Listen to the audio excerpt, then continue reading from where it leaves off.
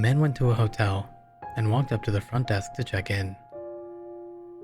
The woman at the desk gave him his key and told him that on the way to his room, there was a door with no number that was locked and no one was allowed in there. She explained that it was a storeroom and that it was out of bounds. She reminded him of this several times before allowing him upstairs. The man followed the instructions of the woman, going straight to the bed in his room.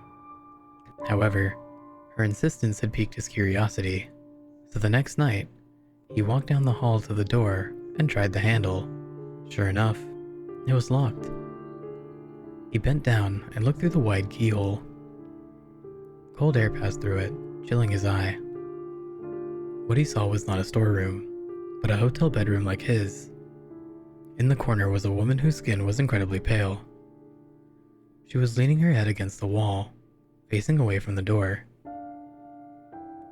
The man stared in confusion for a while. Was this a celebrity? The owner's daughter? He almost knocked on the door to ask himself, but decided not to.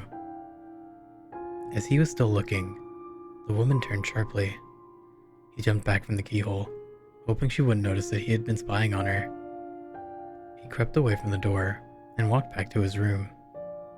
The next day, he returned to the door and looked through the wide keyhole. This time, all he saw was redness. He couldn't make anything out besides a distinct, unmoving red color. Perhaps the inhabitants of the room knew that he had been spying on them the night before and had blocked the keyhole with something red. He felt embarrassed that he made the woman so uncomfortable and hoped that she had not made a complaint to the woman at the front desk. At this point, he decided to consult her for more information. She sighed and asked, "Did you look through the keyhole?"